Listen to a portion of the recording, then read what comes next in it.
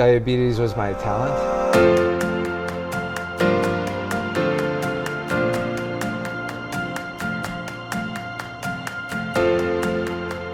Today I am very pleased to have someone that I've tried to have on 3 times before, and he's been very patient with me because every time we've tried to set it up, something else has come up. The man has the patience of, what can I say, a saint. He's a fantastic person. I've only known him for a short period of time, but I guess I've really known you for a long time because just we vibe on so many things. He has dealt with PayPal. He's also helped out with, what else was it? YouTube. He's one of the engineers that does these, IT engineer, right? That's what you consider yourself. He likes to ride around on a unicycle at 70 kilometers or more an hour. He takes care of his kids as a single father. He's got quite a bit to talk about. With no further ado, we have Matthew Rizzo. Thank you. All right. It's nice to be here. Thanks for all the lies all the kind words that you said. Most of it is true. Not, a little exaggerated. Let's start off with where were you born?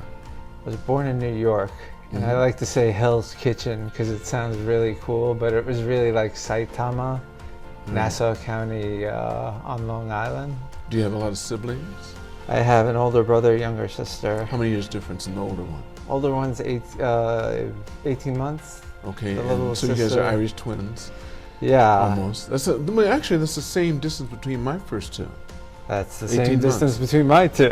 Okay, what about your sister? How many years between you and her? 4 years, and that's because there was several miscarriages. Okay, so same mom and dad. Yeah. Right. How are your mother and father doing? My father, he's 80. Oh God, is it the 12th yet? No, he's 86. He'll be 87 on the 12th, or no, the 13th. Okay. My mother-in-law was the 12th, and he's the 13th, or the other way around. But since she's in Japan and he's in U.S., it's on the same day for me, so I could just say. I hear you. So what about your mother? How's she doing? She's doing good. Right? She just turned 80, and she's lucid. She's got it together for an 80-year-old, right? But my father, he barely talks now, and dementia's setting in. Oh, is it? Yeah. Okay. So, 80 is relatively young for Japan. You said he's 80 what? 87. 87, right? 87 or 86. Yeah, well, that's good. I went through midlife crisis twice, at 35 in the U.S. and 51? 51. Like the age I am now in Japan. Wow. Or maybe 45, 90. So tell me, growing up, and there's one more thing that I didn't mention, is the fact that you're suffering with diabetes 1, right? You're diabetic. I wouldn't say suffering. Well, you're not suffering. You're not suffering, but people do usually. Right. But that isn't curable, right? 2 is curable. They're both different diseases. One is an autoimmune. Okay. Which is 1? 1. Right. The other one is metabolic. Okay.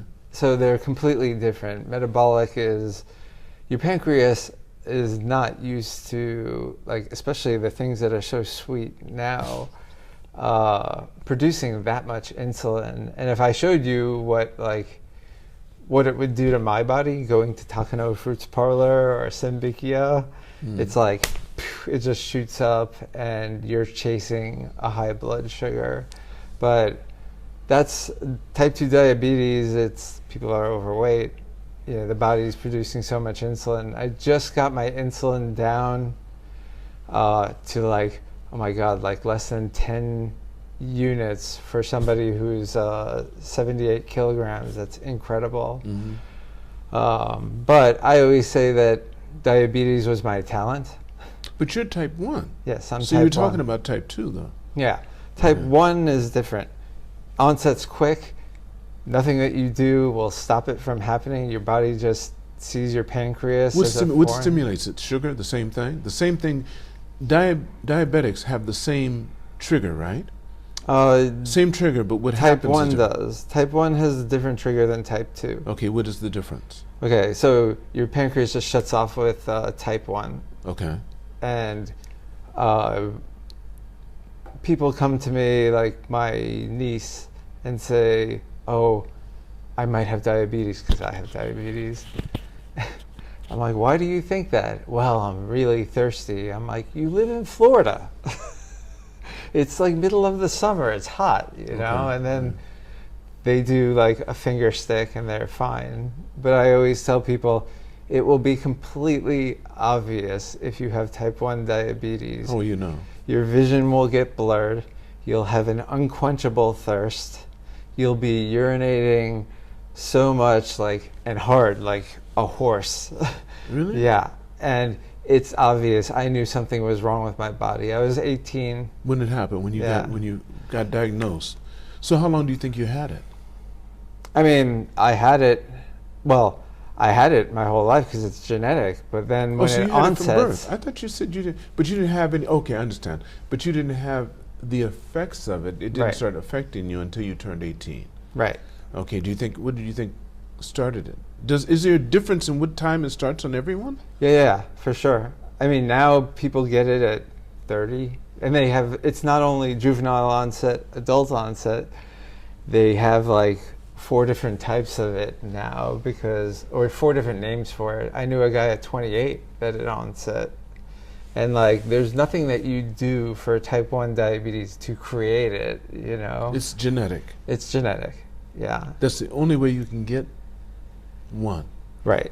It's genetic, and there's nothing you can do to stop it. Now, 2, you can actually get that from your habits. Right. Okay, So through habits or through eating the wrong things, basically. I've diagnosed so many type 2 diabetics that, you know, when they come to me, it's a different disease too. So my friend Diego, who lives here, the doctor said, your blood sugar is really high. And I'm like, oh my God, this is higher than what I was when I was admitted to the hospital, because they didn't do outpatient back then. But my blood sugar, if you know this stuff, 80 to 120 is an ordinary human. But I was 265, and he was higher than that. No symptoms. Was he bigger? Wait, was he bigger than you? Yeah, he's a lot bigger too. Come on. Yeah, so, he's a lot bigger than me. So He's Brazilian. What do you expect? No, not necessarily. Don't do that to all Brazilians. Yeah, I know. A lot of them are bulky, right? Right. You know, I just saw something today that said Japan, even though it's a very modern society, it has everything. Every other city or country that's had the economic success that Japan's had, the people have gotten bigger. Right. But Japan hasn't. They said, why? One reason is because of how they're trained as kids. Right. They don't have a real strong taste for sugar or sweet things. Right. They're taught to enjoy and like to eat healthy foods, like white rice, which isn't bad if you do it in right proportions. They're not forced to clean their plate like so many of us were. We have a mental set up to where as a kid, I still do it. You have to clean your plate. It's wrong because those kids starving in other countries, they would say, you were told as a kid. So you had to clean. Here, they're not given that pressure, so it's okay to leave food. As a matter of fact, it's rude to take the last thing. Right. So it's it's not uncommon to go to a Japanese dinner or an event where they have food and some of it's left because people won't take the last. No one's going to do that. Well, I also think a lot of it is the race of people. My body. You think genetically it makes a big difference? My body does horrible on rice. But they also said this: Japanese that go to the States find themselves getting diabetic, getting bigger. Right. So it does. I don't think it has anything to do with the ethnicity of a person as much as it does their habits and what they're ingesting, what they put in. Yeah, I mean, for now, so the Atkins diet, remember when they called it the Atkins? That's right. They now they have a million different diets. And it's like ketogenic, fasting, juicing. Juicing. Juicing was the 80s, like Arnold. You're right. And the big thing now is, what is it? Intermittent fasting. Yeah, intermittent fasting is the one. Right. But we all fast. The reason why, that's why they start off your first meal after you fast, they call it breaking the fast, breakfast. Yeah. Right? Because when you're sleeping, you're fasting, basically. Right. Unless you're like me, and I just have my hand feel little gumdrops out. I'm just kidding. Well, I was raised Jewish, and on Yom Kippur, you're supposed to like not eat to like atone for your sins. But you weren't practicing Jew, were you? No, I don't practice it. I already know. But I mean, when I know. But as a kid, you were raised a Jew. You said you were raised a Jew, but I thought you told me your father was a Catholic. Yeah. Right, and your mother. Well, actually, you're not born a Jew unless your mother's a Jewish. Right. So yeah. I mean, come on, New York, Long Island, Jewish person, Italian last name. Rizzo. Yeah.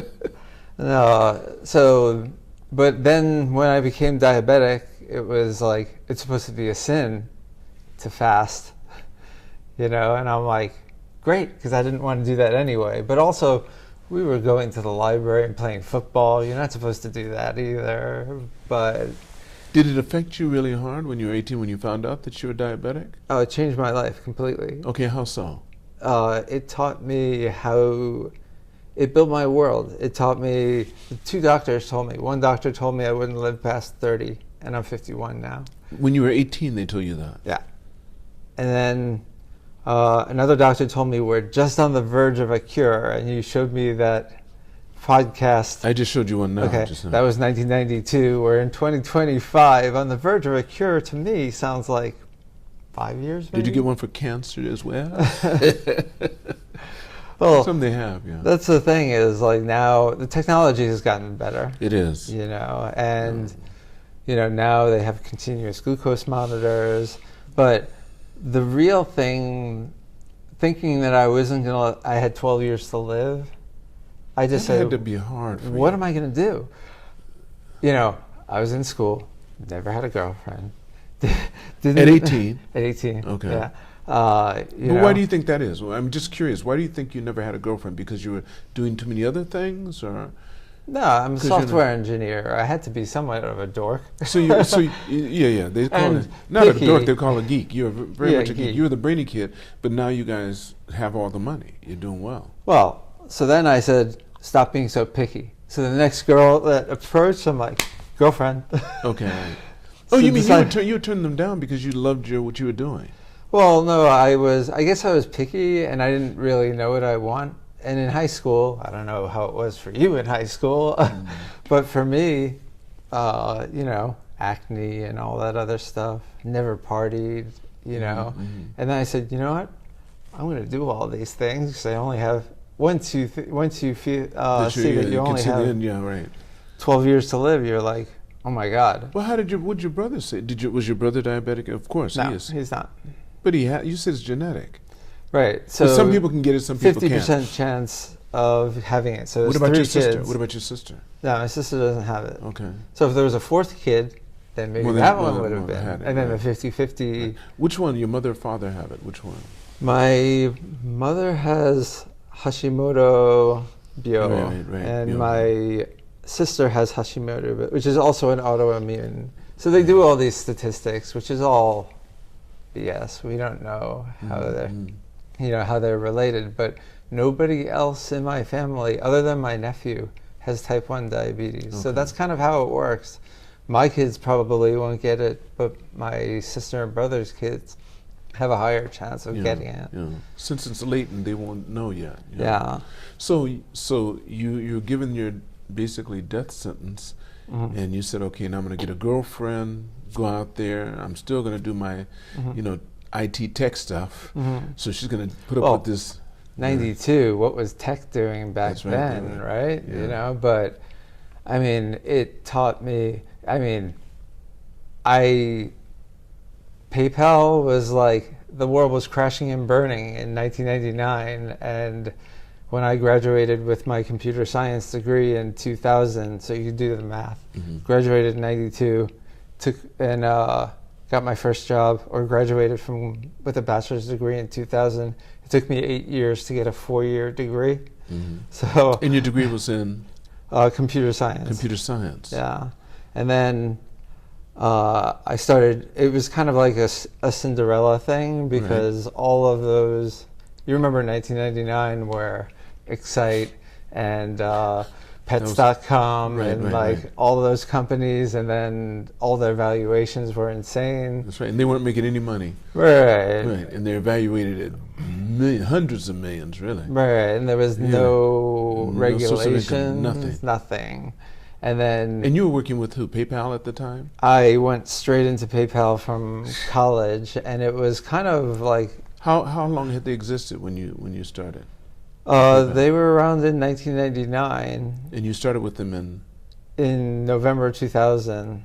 Okay, I even have my original offer letter, making $70,000 a year, and it was kind of like Winston Zeddemore from Ghostbusters. They were telling me all about stock options, and I was like, if there's a steady paycheck involved, I'm good. I'll believe in anything you guys tell me.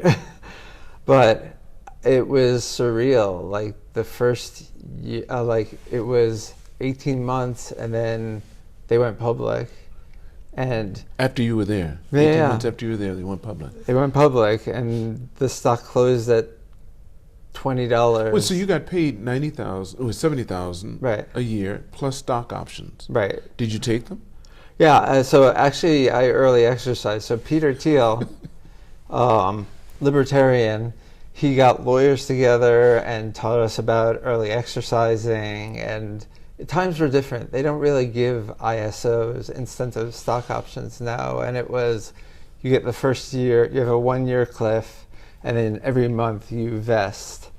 And now it's kind of different because of the big companies like Google. They give you restricted RSUs, restricted stock units, which is basically part of your total compensation package. But yeah, it taught me a lot. That the first 4 weeks at YouTube taught me more than 4 years in college. No, this is PayPal.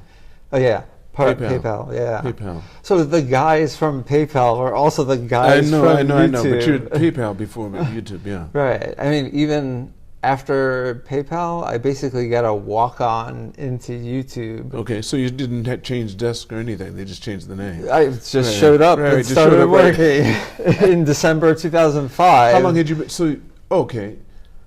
So you'd been with them 5 years. That's PayPal? No. I'm saying you'd been with PayPal 5 years. Right. Then it changed to YouTube. That was the way it was. Okay. You worked there for 4 years. You get your stock options. You get out and try and do it again. Right. And people say to me like, "Wow, you really picked great. You knew how to pick them." And I'm like, I just said it there was only 4 startups back then, so you just picked. Now there's a million of them, and I'm like, I don't know. Yeah. It's like getting into Bitcoin when it first came out. If you'd bought it, but now there's 100,000 different, cryptocurrencies that you could deal with. Right, but I mean now Bitcoin is what, 125K to the dollar, and it's gonna like surpass. But it's volatile. It can be volatile. It's not like gold. And people are thinking they can get rich from gold. You don't get rich from gold. Right. It maintains maintains whatever you have. Right. It keeps up with inflation. That's all it can do. Right. People, unless you short it or something, you're very smart and you get lucky that way. Right. But who knows when it's going to go up and down? But Bitcoin is very volatile. Right. But still, like at YouTube, I the first year there, actually I wasn't even there a year. It was 10 months before Google bought it. But that was like the pinnacle of my engineering career. How old were you now? You were what, 20? I was 31. Oh, you were 31 when I started at YouTube. Yeah, 74, 31. Okay. All right, so you were 21 or something when you went to PayPal. 21, 22. I was 26. 26 when you went to PayPal. Yeah, okay, at the beginning. I was born in January. All right, I got you. All right. But yeah, I mean, then, we, at the time of acquisition, we were pushing 25% of the bandwidth streaming worthless YouTube videos in North America. And it was very popular in Japan too. But then now they're pushing 25% of the bandwidth in the whole world. So, and we were, at the time of acquisition, we were 8 people. and that's what we used to call ourselves, is the legendary YouTube engineers. And there was only 8 of us, and we just used numbers. So I was number 5, brother 5. Right. Because you still keep in contact with those guys? Oh, all the time. Steve Chen, I still talk to, and the first, like, I'd say 7 engineers. Even the guy who hired me at PayPal. So people ask me if I know Elon Musk because it was PayPalX.com. Right. But there was a culture clash, and there always is when these mergers happen. And if anybody remembers this, IIS, Microsoft's web server, was where Elon was X.com's company, and then PayPal, the technology, was Apache and all open source. Yes. And eventually all the X.com, like Elon, got pushed out. And when I first interviewed, they stopped talking to me. And then when Elon got pushed out, they said, what about that Rizzo guy? And then I went and got hired. So I never met Elon Musk. But I don't know how we did it. Those machines that we had 32-bit processing, you got 2 gig of memory. Somehow we made it, I think. But the videos were so slow. It was a nightmare in a way. It wasn't as good. Well, PayPal or YouTube? YouTube. I thought, which one are you talking about? Well, so 32-bit processing was definitely PayPal. PayPal, okay. Yeah. PayPal, At YouTube, we had 64-bit processing, but things were getting better. They were. AWS was still nothing back then. Right. But nowadays, it's like, oh, how much memory do you want? That's right. Just pay for it. That's right. But then we just get sloppier, and now things take a long time. You think streaming YouTube videos, well, so we used to do things, and I have a whole talk on this at YouTube. At one point, we downgraded the quality to increase our bandwidth and storage space, because, I mean, back then, our A round of funding was like $2 or $3 million. That's like a seed round nowadays. That's not even a seed round. Yeah, and now you can't even, you have to ask for 2 or 3 million, or people won't think you're serious here about what you're doing. And it's like there's some shame in building $100 million company. Like, is there really a shame of doing this? Because I talked to VCs in Japan, and they're like, "Yeah, we can't get an exit for more than Sanjuoku." About 30 million. Yeah. I'm like, okay, is it technology? Is it the audience? Is it the culture? They're like, expectations. We don't know. And I'm like, okay, I think I know what your problem is, but you can't change it. This is Japan. You don't want to take risks. And every time I say, we got to take these risks, they don't want to do it. And that is what diabetes taught me. Like, you have to take these risks. I'm not saying to jump off of Rainbow Bridge, but a calculated risk. What do you think, Matthew, was the first time you really felt you took this risk? Because you thought you only had 12 years left to live. Right. All right. So when do you feel that you really felt you were taking a risk? How old were you when you felt you were taking a risk and you only knew you only had a couple of more? Did you gradually start to think, maybe I'm going to live longer? No. Something happened to me when I was 26 that I won't reveal, near-death thing, waking up in the hospital, and I said, you know what, 30 sounds like an upgrade at this point. You made it to that, right. And then 10 months later, I started working at PayPal. Okay. And did you tell them that you didn't think you were going to live much longer? At PayPal? Yes. No, I didn't tell them that. Did they know that you were diabetic? Oh, they're not allowed to ask. They're not allowed to ask that at all. Yeah, which is completely different than the. But did you tell them? No, I might have told them after I was hired, but not on the hiring process. Okay. There was an intern who was 21, also diabetic, and he died at 21. So you have to realize. Who worked at PayPal with you? Yeah, he was an intern. Did he die because of his diabetes? Well, that's what they said. And then when I asked his father, because I knew it didn't add up. Like your body does a lot of stuff to keep you from dying from this thing. He always had a lighter, but didn't smoke. And then it was obvious. What usually happens is you're drunk, you're trashed, but your blood sugar is going down, and people think you're drunk. And then you just die of a low blood sugar, insulin shock. That's what happened because he was partying. So it was self-inflicted. But he probably didn't expect it. He probably had the same doctor you did and didn't expect. No, but they said complications from diabetes. I'm like, come on. Wait just a minute. Yeah, come on. But that had to scare you too. Well, it felt so weird. I mean, the number of people that I outlived, but then they died. It seems so unfair that this 21 brilliant kid, if you read any of the PayPal books, especially the recent one, they talk about him, and I said, you have to talk about this guy, and I gave him the message from his father that I asked, what's the real story? And that's in the book? Yeah, well, the message isn't, but like the story of Bob Frezza is in the book. But are you in the book too? No, I'm not. I was never quoted in the book. You're not in the book at all. But you're one of the 7. At PayPal, I was 25. Oh, number 25. Okay. Yeah, PayPal was a lot older. PayPal was sending payments on Palm Pilots at the beginning. Yeah. Well, that's what everyone was going to have. That was going to take over everything. Yeah. Right. And then when I got to it, it was payments on eBay. Bill Point was our thing, and I did financial systems, so I was all back end. And I think I've done this my whole life. That the payment goes through, everyone's happy. Payment gets messed up, then you start hearing about it, and all of those things with the financial for a full year. It almost, like my Kenpo instructor. You're taking Kenpo then? I took Kenpo. Well, I'm assuming you would. No, wait.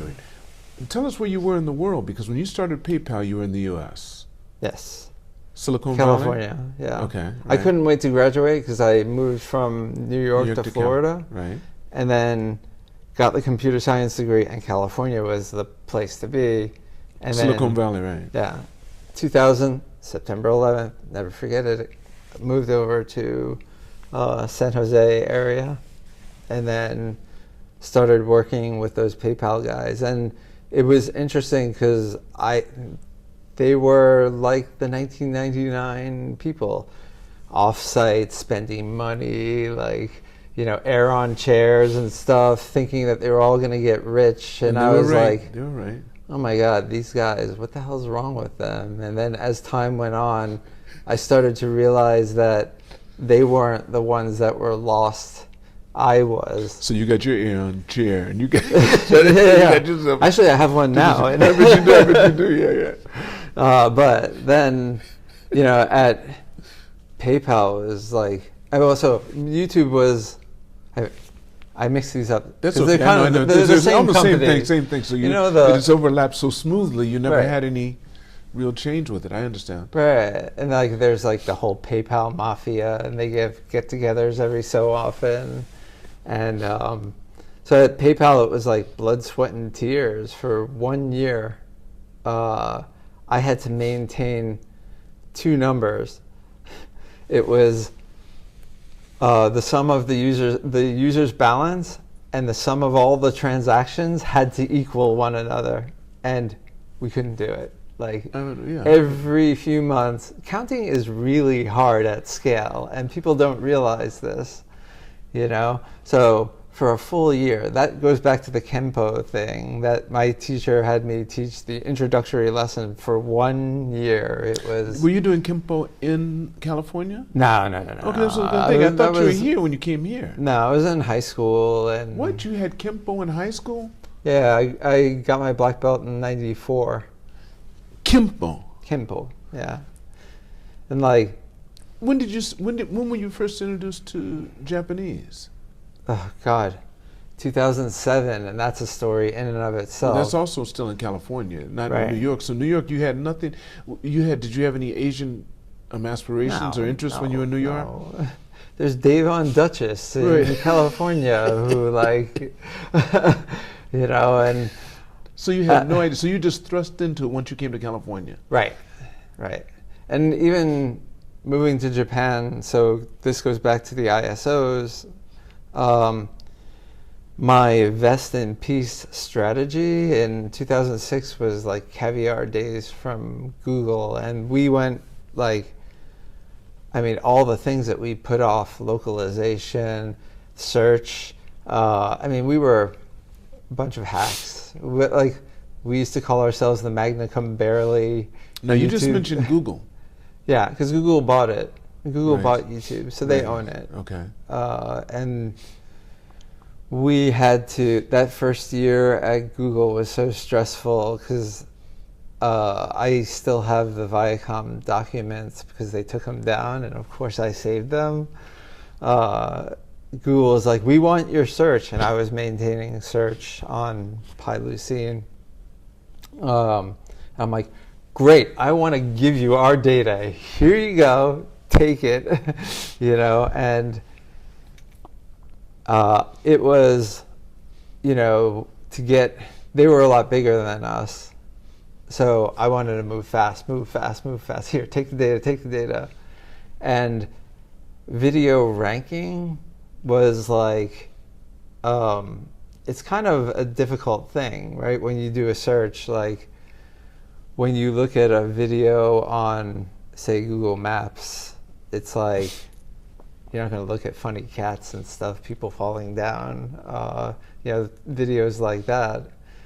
They want to see what's in the restaurant or what's in the area. Mm-hmm. But when you're looking at a YouTube video, it's subjective, what is a funny video? What is a video that people want to see, and what is good?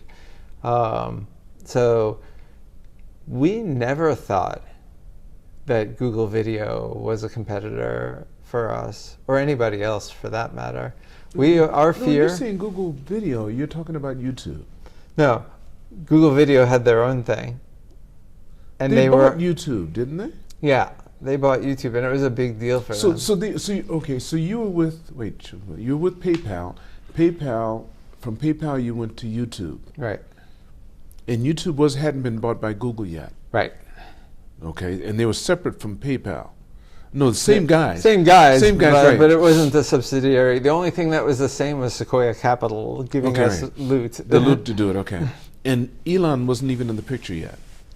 For PayPal, he was never in the picture for YouTube. Okay. So For PayPal. So. And you didn't expect them to wait. What was the drive for YouTube at the time? Because you became disappointed because it didn't turn out to be what you thought it was going to be, what you guys were initially going towards. PayPal? I think it was PayPal or YouTube. I thought both you were a little disappointed with. Well, I think YouTube, I thought we had it because even though we couldn't figure out how to make money, which is now day one, you have to have a business plan. We were like, get more views, make it more popular. That was it. That user first, revenue later, URL. That's what we used to call it. And even with Google, they treated us really nice.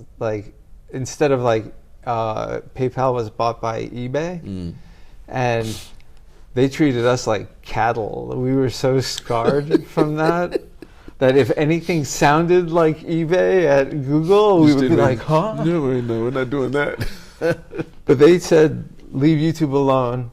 And that back then, it's weird, as time goes on, money becomes more, things move towards suck, but in 2008, that crash, I remember they were pulling all their expats back. So the 4-year cliff, my vest in peace strategy was to do a 2-year assignment in Japan. That's how I came out here. And that was in 2007. 7. So just before the crash, yeah. Yeah, and then 2009, I went back to the United States. And it was great because on assignment, you don't have to deal with the insurance and Nenkeen and any of the other stuff. Right, yeah, that nothing goes because on. you hadn't done 5 years yet. Google yeah. just pays it. Right. The taxes, anything extra that I would pay to Japan, they make it as if I was sitting in California. Moodyville was already built, and that's where Google was. What was? Oh yeah, more. So more that's where your office was in Moodyville? Right over No, here in we Beverly were Hills? in Cerulean Tower. Cerulean Tower. Okay, that's in Yeah. Shibuya, right in Shibuya. Right. And now they're Cerulean. back there, right? They went back there now. They're in the Cerulean Stream Tower. building. Oh, is that right? This is right next door. That's a brand new building. I thought, yeah, they moved from Cerulean Tower. Yeah. Yeah. They moved in September 1999. Right. But yeah, I mean, it was still. I mean, the guys in San Bruno, California, they were in cubicles and they were eating pork chops and cheesecake every day. I'm sure it was horrible for them, but then for me, it was to get away from that. And we had a YouTube engineering presence in Japan because Nico Nico Doga was a thing that was a big competitor. And then somewhere in late or early 2009, a bunch of YouTubers were pulled into a meeting and said, okay, forget about the users, you guys got to make money. And then there was a bunch of dejected YouTubers walking out of that meeting. So now, I mean, I have videos of Steve Chen, who is one of the co-founders. I talk to him a lot. He's living in Taipei. And I have a video of him talking to my son saying, we thought we were at critical mass and it couldn't get any bigger. And now, I mean, with revenue sharing, I mean, what happened was a lot with Apple. Apple silently put iPods into everybody's pockets. And then, you know, the music companies were forced to rev-share and digitalize their media. Otherwise, they'd keep us on cassettes and then DVDs and then mini discs, if that was a thing, you know. But then once they had to digital license it, I mean, that was our big fear, that somebody would have came along and sued us, and then no company would ever want to touch us. They sued you for what? Copyright infringement. I mean, because on YouTube, what was on? Everything was on there. I mean, people were uploading Saturday Night Live. That's right, right. They did everything, yeah. Anything with a soundtrack in it, which is almost every YouTube video. That's right. And there's no regulation against it at that time. There was DMCA, Digital Millennia Copyright Act, and it was actually really fair. They had to tell you a URL, and you had to go and take down that thing. And it wasn't like, go take down all of our Viacom things, and the onus was on us to go and do all this searching and stuff. And now the technology is a lot better, where they can fingerprint audio, and then they can copyright claim it. But now what's happening is they're giving the YouTube person a cut of the revenue.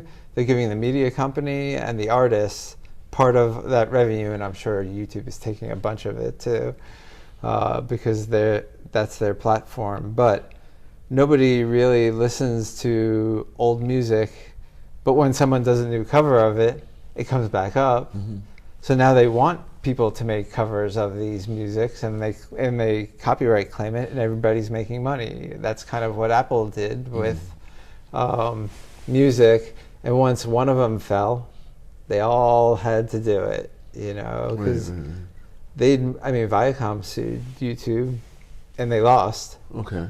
But they'd much rather come out with lawyers with looking for money than to try and innovate. You know? So how long did you stay with YouTube? I stayed with YouTube, after Google bought it, and that was an existential thing, because once you're a pre-acquisition YouTube employee, they trust you with so much stuff, more than anyone else. There's projects that I did that, like a level 4 gave me the idea, but he couldn't pull it off. So the way it worked is a level 3 is a new grad, then a level 4 you start to work independently, and then level 5 is where they expect you to work independently and work on projects of it. But then, no, by level 5, you should be financially secure anyway. Yeah, I mean, it depends if you're not, upon. Then, yeah. On it. There's two numbers you have to know: the amount of money coming in, the amount of money coming out. No, right. The amount of money coming out is the problem that people struggle with, right? Right. But I mean, what they pay in California is like what executives make here in Japan. Right, You know, right, so. But then things are a lot more expensive in California. Or like Bellevue, Washington, my sister-in-law pays $6,000 for a place in Bellevue, Washington, and I'm in Mamianacho, right over here, and it's like, if I convert it with the exchange rate, it's like $2,000. Okay, now let's show where it becomes equal, actually. Now, in the States, yes, you can get more square footage. Right. And you're paying for more square footage. Mm-hmm. But then you have to maintain that, first of all. You have to make sure everything works, okay? And you don't have you just have the square footage. Mm-hmm. And you can't get off your state or your area, because if you do, you might get shot by somebody or run over. Now, I'm just saying that here, you get a small area, and they have really nice areas. Right. You may not get the square footage. Everything's going to work. Mm-hmm. You have toilets that can take your blood pressure now and everything, you know, and tell if you're diabetic Microwave. or not. Right, everything. Microwave. Everything works. You can walk around any of the neighborhoods. Mm-hmm. Your food, if you want to live the same standards you live in the States, yes, it's very expensive. Mm-hmm. But what you get for the quality is so much higher. Right. Now that makes a big difference. Now that you said that, that's the whole reason why I came back here in 2018. Okay. 2 events. One was Marjory Stoneman Douglas, which is, I'm not familiar with a high school in Parkland, Florida, where my mom used to work, and Anthony Rizzo went to school did a shooting? Yeah, on Valentine's Day, killed like 17 kids. Because I stopped listening after Columbine. I said, okay, I'm done. Yeah. I was finished. But let me ask you this. Okay, but first of all, your clock was ticking. Mm-hmm. When did you realize, okay, I've passed that mark that I was told? Where were you at that time? At which time? Because the doctor told you wouldn't make it for another 12 years. That gave you till the age of what? 30. 30, right? Mm-hmm. So when did you pass it? And where were you when that happened? Because you're getting close. You had to be, were you still thinking about it? Or had you decided? No, you'd stopped. I realized that this is BS. But the lesson from risk stays with me for the rest of my life. Why do you think I'm riding an electric unicycle at 80 kilometers per hour? When did you get that? When did you start feeling like you were taking the risk? Well, I mean, I made this pact. I didn't want to die from diabetes. So when I was 18. Okay. And that said, I started riding a motorcycle. Never had an accident on the motorcycle, you know. I'm riding this electric unicycle. My fastest one has a freewheel spin of 180 kilometers per hour. My biggest injury was 2 Band-Aids. And then everybody thinks this diabetes thing is so horrible. And even the disability certificate, they won't give me because my control is so good. But that's because you have to tell everybody the app that you actually developed, or can you? Yeah, well, it's an open source app. I didn't develop it. Oh, okay, I thought you developed it. Okay. And you have to build it. Recently, a 12-year-old came down with it, and I had to harp on their parents, like, you got to get him on this. You got to get him on this. And on I see his blood. Yeah. And I mean, he's 12, so there's going to be a lot more hormones going on than insulin. But he's doing great with it. And when I first started with this app, because you used to have to wake up in the middle of the night, test your blood sugar, and then, if you woke up with a 300 blood sugar, your day's pretty much over. But with this app, I would wake up with a 100 blood sugar every day, and I was like, I want everyone to have this thing. This is amazing. Okay, now tell me how the app works. So the way the app works is continuous glucose monitoring. I was an early adopter in 2008. And then insulin pumps. They have insulin, but they never talk to another. So what we were doing is, if you caught a low, we'd suspend the pump. If we were catching a high, we would issue a bolus, give ourselves more insulin. And then they would always tell us, don't use continuous glucose monitoring to issue insulin therapy. For years, we were all doing that, and then eventually they said, okay, you can do that. So now they have, so Loop, which was the original one, it's by Tide Pool, they made it so that the glucose monitor and the pump can talk to one another and automatically adjust your basal and issue boluses when your blood sugar goes high, suspend your And that's pump. with the patch? Yeah, that's with the glucose monitor and the insulin pump. Okay. So while you're sleeping, it can just boom. Yeah, if your blood sugar is going up, it'll bring it do it back down for automatically, you. okay. And if your blood sugar is going down, it'll suspend it for you. And it's, So you sleep really well. yeah, diabetes doesn't wake me up anymore. I mean, it messes up. Like, it's technology, right? Right, of course. Where I was on multiple daily injections, so, you know, you'd have to inject yourself. And I still think that people should do that, because when these things mess up... You think they should?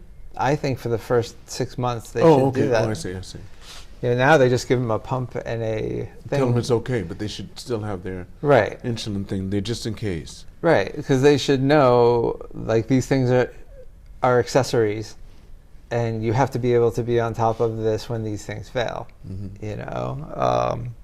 But for me, a lot of people are not technical, and that's a thing that I struggle with. So if I can't answer all the questions on the forums there, that's one of the things that keeps me on Facebook, are the groups to see. Because sometimes, like, it's not part of the App Store, because Apple, it's a liability for them, right? But then even the ones that are like that the FDA is looking at, they mess up too. You know, Tandem has one, Medtronic has one, but they're so inflexible. And this one, I can make it as aggressive or... So how would people, would you have people through this podcast contact you, or you think they should just leave that alone? It's there's a Facebook group for it. Yeah. What is it called? One's called Looped. Looped? Yeah, Looped. Okay. And then, I mean, the technology, the old insulin pumps have a security flaw that we're taking advantage of. But getting back to that thing, after Marjory Stoneman Douglas, which was a school shooting on April 3rd. That was the name of the school, right? Right. Okay.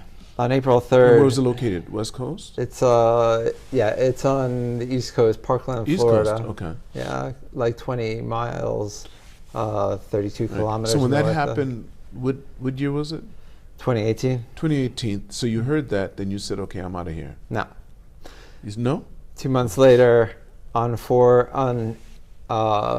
April 3rd, there was a shooting at the YouTube headquarters. And I was there 5 days prior with my 3-year-old. 3 years old she was. I have pictures of my daughter with the badge, and I'm like, I could have easily went there 5 days later. And I said, It was just too close for comfort. Yeah. I got you. So that does something to you. And then 7/6, I immigrated to Japan and transferred. You quit? Oh, you stayed with the company? I was with Google Maps Okay. at that time. My father was a police officer, so You grew up around that. like, you take your shoes off in the Genkan. There's a gun in a house. This is the first time I've never had a gun in my house, and I think the way they do it here in Japan is right. The police have the guns. The people that have the monopoly on physical violence, and you know, the police don't have the capacity to, like, if my house alarm goes off, to come running over for my, I don't know, my whatever bow collection, my archery stuff, you know, and do that. So, I mean, you're torn. What made you decide to come to Japan? Oh, so the first time was the Vest in Peace. The second time... Vest in Peace. Yeah, because you have 4 years of vesting. Okay, yes. And then Google was offering assignments. And I said, okay, I could get 2 years of vesting in Japan. Why Japan? I'm still asking. So they were sending people to all sorts of cool places: Right. Seoul, That's what I'm saying, Beijing, Tokyo, and it was just, I cut a deal. They wanted YouTube localized for 10 different languages in 6 months, and I said, okay. Nobody wanted to do it. I didn't speak any of those languages, and I said, I'll get it done. You get me an assignment in Japan, and we have a deal. What was your position when you came here? What was your Software title? engineer. But you had a team, obviously, because you had to get all these languages done. I had to build the team. So the languages that we all did in the United States, Right. and then here we had a couple of focuses for YouTube. At that time, I mean, there's not very many parts of YouTube that I hadn't worked on. So you Comments, forward and backwards, yes. subscriptions, and it's interesting. A lot of the ways that these things work are still the way I can guess at how they work. Because you know it so well. Yeah. Right. Google sign-in was another thing that needed to be done. I mean, it was just too quick for us to build all those. Multihoming. We basically had one data center. That data center went down, no more YouTube. And then it was interesting because a thing came out showing like the uptime, and that was a big thing with eBay. They had a big outage, and they always were talking about 5 nines, like 99.9999 uptime, which is like seconds of downtime. And we were so scarred of that, we used to call it 9 fives of uptime, 55.555555% at YouTube. And then an article came out of the uptime of like all these websites, and YouTube was like at the top or close to the top. But then you look at it, I'm like, yeah, look who they're comparing us to. Twitter and Facebook and like all these guys. Analog things. Yeah, compare us to Visa. We're going to look like an idiot. Yeah. But we had to do multi-homing, which is so you'd have multiple data centers. Making yourself redundant, right? Right. Okay. And I'll never forget Santen Ichiji, even though I wasn't here. I was on call. I was here. I was in this building. Really? Yeah. I was right here. I was on the second floor shaking the hand of the president of Motorola. Really? He's still here, Mohammed. And I said, I think this is the big one. Mm-hmm. And he squeezed my hand. He wouldn't let it go. So then we walked down the steps and stood outside and watched everything sway, including Tokyo Tower. Mm-hmm. It was very interesting.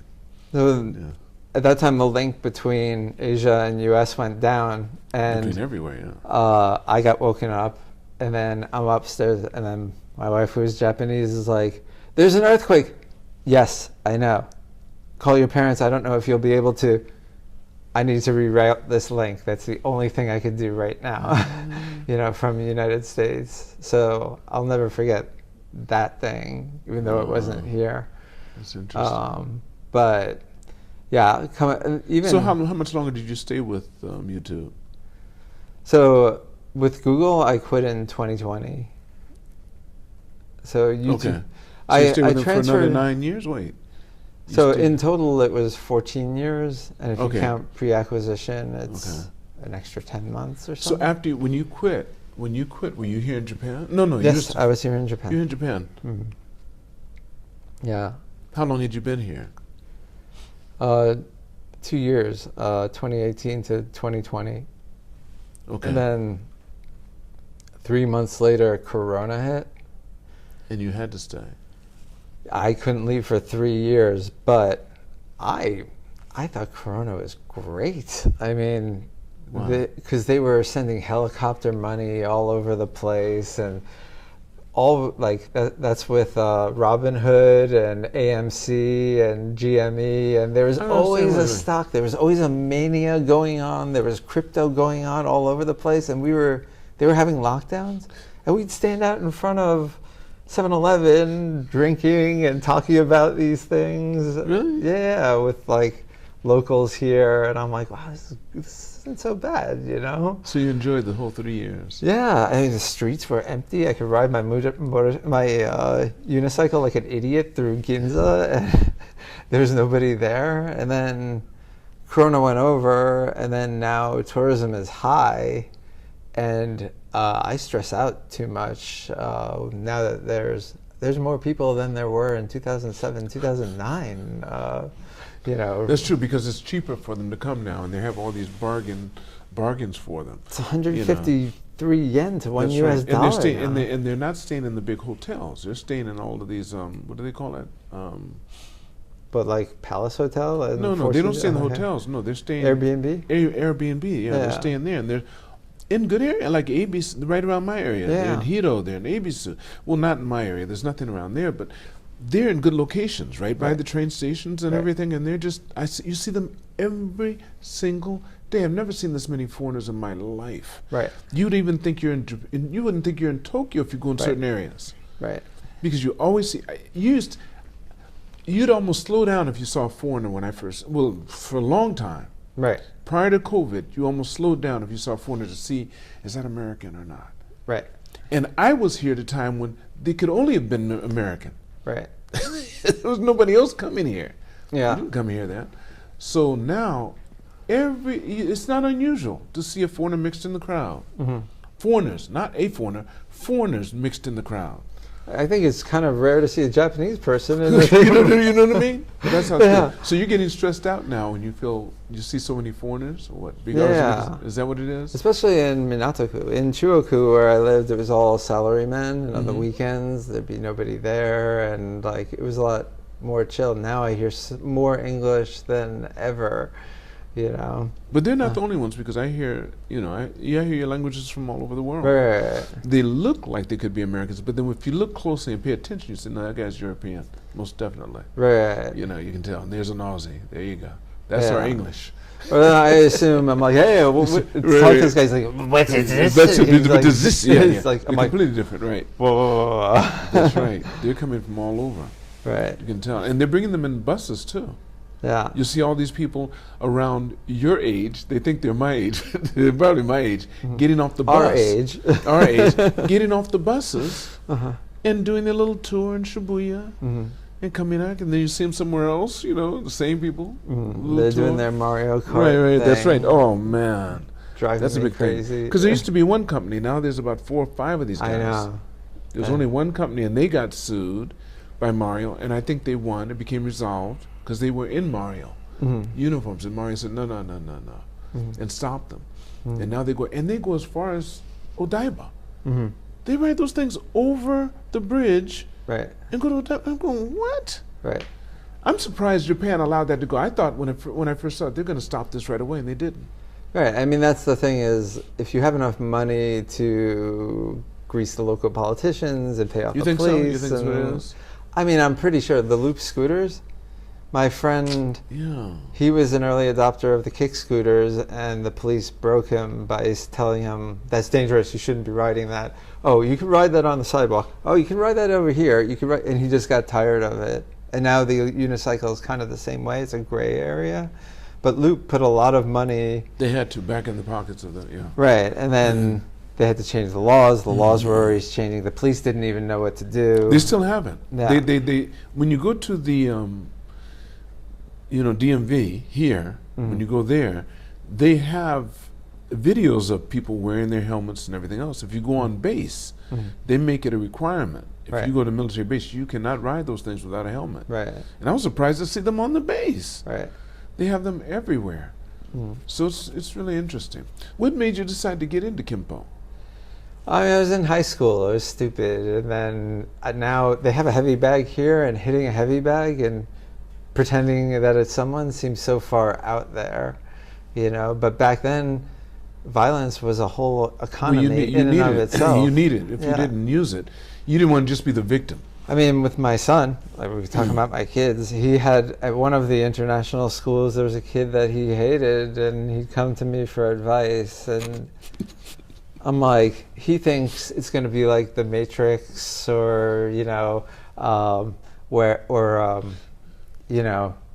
Extraction, where like there's millions of bullets are flying over. I'm like, Alphonse, you're going to have to keep hitting this kid until he stops moving. And my sister is like, you told him that? I'm like, sorry, but violence isn't exactly what it's like in the movies, But then, I don't know, he eventually figured it out by himself, so maybe my advice was wrong, you know, but now I just raise kids and I'd rather have them have my values than anyone else's. Well, you can't. If they did it here, they'd be in a lot of trouble. For what? For hitting someone. For fighting? Yeah. Yeah, the first one who strikes, period. And Right. even if you strike back, you could have a problem if you were the foreigner. Right. Well, So it's just best not to.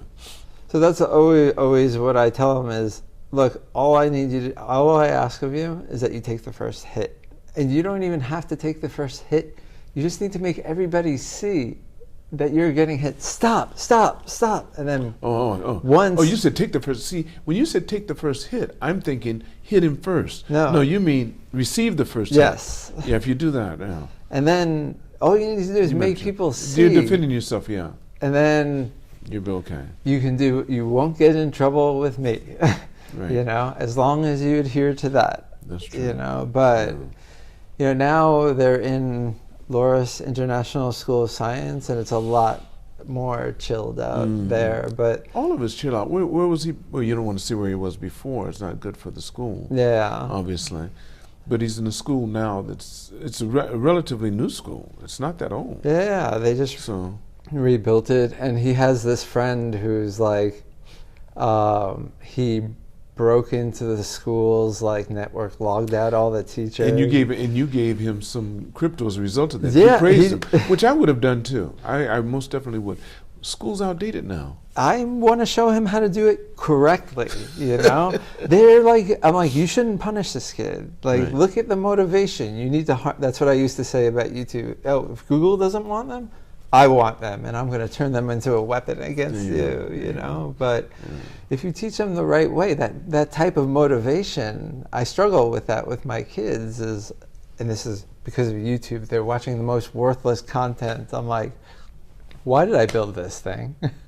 And my parents say like, oh, that's like TV. And I'm like, and I say to my mom, did you invent TV? And she's like, no. Did he invent TV? No. Well, I invented YouTube, and I'm Alexander Graham Bell. Now put the phone down, okay? So people are watching their phones now, like... Right, they are. I find myself, I passed a guy, right here, Tack, you do it. And I'm there, and I'm looking at it, and I looked at him, and I said... Right.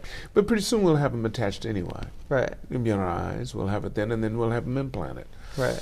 It's never stopped. TV, you remember people sitting up, you can look at the old pictures, people are sitting right up in front of the screen. Right. When they were little kids, when it was black and white and it was kind of rounded. And you had to hit the TV. Yeah, right. You had to open it, you had to have an antenna, up there, and all these clothes hangers, and the most fancy thing on top of it, and move it certain directions so you could get a good signal. Yeah. I remember all that time. And prior to that, you had people with their ears up against the radio. Yeah. And those stood as tall as you almost. And the record player would be on top of that. Oh, I just got my daughter a record player. Every bit of technology that's come out, anything we've done, I could see people around campfires. They'd be there and get so close they get burned. By someone go pop and get on you, Right. But you still go there. Right. To hear the stories. Have to take risks. That's what I always tell people, is you take the risks. When people want a guaranteed $1 billion startup, don't you think I would just be doing that right now? But then again, after you do that, the thing is, I agree with what you're saying. I think that we've misphrased what a risk is. I think people think they're safe when they work for someone or do something else. That is the biggest risk in the world. You're betting on someone being true to you getting what you want. Right. Why would they're trying to get what they want? Why would they care about what you want? Right. So the only way you're going to get what you want is to go out there and start going towards that. Right. Whatever it takes to get that, as you did for your diabetes. They told you one thing, you said, so I'm going to risk my life and my happiness based upon what you've told me I should do or believe in. Right. Don't think so. Right. And look at you, 51 years old, and you weren't expected to get, so, you beat them by 21 years. Right. And you're enjoying it. You're still enjoying it. Right. I mean, over here. You've got your, you have your Tesla with a big orange stripe down the center of it, and parked in the car, and you've RX-7. got so many buildings around here, you don't know how to count them. You're trying to decide what, you live right next door to this beautiful club. Yeah, Right. Come on, you're living the life. Doing a podcast, a Land Sea podcast in Right. Tokyo, come on. And raising kids, like people say this to me all the time. When I see your life, I'm so jealous of like what you're doing. I'm like, really? Raising kids? Like well, so there's happiness, right? Which is temporary. And you're doing this as a single parent. Yeah. And then there's fulfillment, which is a long struggle. I mean, it's 25 years since YouTube came out. And if you look at Javed Karim's original video, Me at the Zoo, every August, I still have our first conversation when he launched YouTube. There's a video of that? Yeah, Me at the Zoo is the video one, and it's in late April. And So if I see it, I'll see you and what? Who? you'll see a comment there on that day, because I tell him, hey, it's the anniversary of your video, and it was so viral.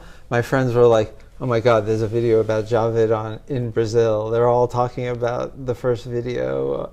And a lot of my friends are like, not like Elon Musk, who must get a high off of shooting off his mouth, although I haven't heard much from him lately. I just saw a podcast he just did. He was talking about, someone had him on, and they had a big conference, so all the people in the conference were excited about him, but he was just speaking about what he's going to be doing for the next couple of years, where he plans on doing SpaceX, what he's doing with his, I think it was the phone coming out, and some other things.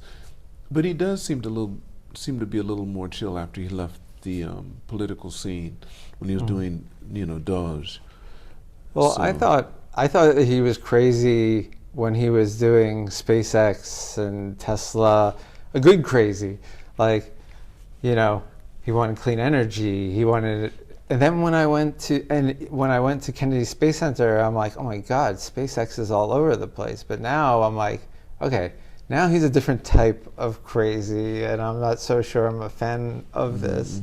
Like during Corona, he almost got banned from Twitter. Right, exactly. That's why he decided to buy it, yeah. Yeah, and now it's X.com. I had Rizzo at X.com was my email when it was PayPal X. Yeah. And now, he He bought turned it it. into X, yeah. X.com. It's interesting. You never know I think every so many decades or whatever, you're going to have the man of the hour. Right. That's on the front page of Times or whatever, Look magazine. They had Right, Look right. magazine at the time. You have everything. So it's interesting. But we're here. I think the only thing better than today right now and the time we live in is tomorrow. Right. I'm loving every single bit of it. Listen, before I end the podcast, Okay. Matthew, and we're going to have to do this again because we didn't get through your parenting part, which we need to talk about how it is to be a parent, but I think that's going to be another hour or so. And some other stuff that you're doing, which you're going to be doing in the future. If you could go back in time and meet the younger Matthew and give him advice based upon what you know now, how old would he be and what advice would you give him? If I went back to 18, I would say all of these guys are full of crap. They don't know what they're doing. I'm like, but you still should live every life to your full. You shouldn't have diabetes hold you back, from anything. That's what I always tell all diabetics is like, forget it. Like, you have to take these risks. That's what I mean, I didn't know it at the time, but that's what I was doing. I was going to say, you took your own advice, so maybe this is kind of some sort of paradox where I'm asking you something you actually did. Right. Don't let it hold you back. Don't let that's a engineering thing. If somebody tells you you can't do it, then you want to go and do it, Thank you so much, Matthew. Sure. And I'll see you on the next one. You will. Might take 3 tries, but we'll still do it. Do it. Stay here.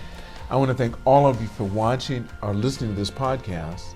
And never forget, it's all on loan, so continue to reach for the stars. Because you're too blessed to be stressed.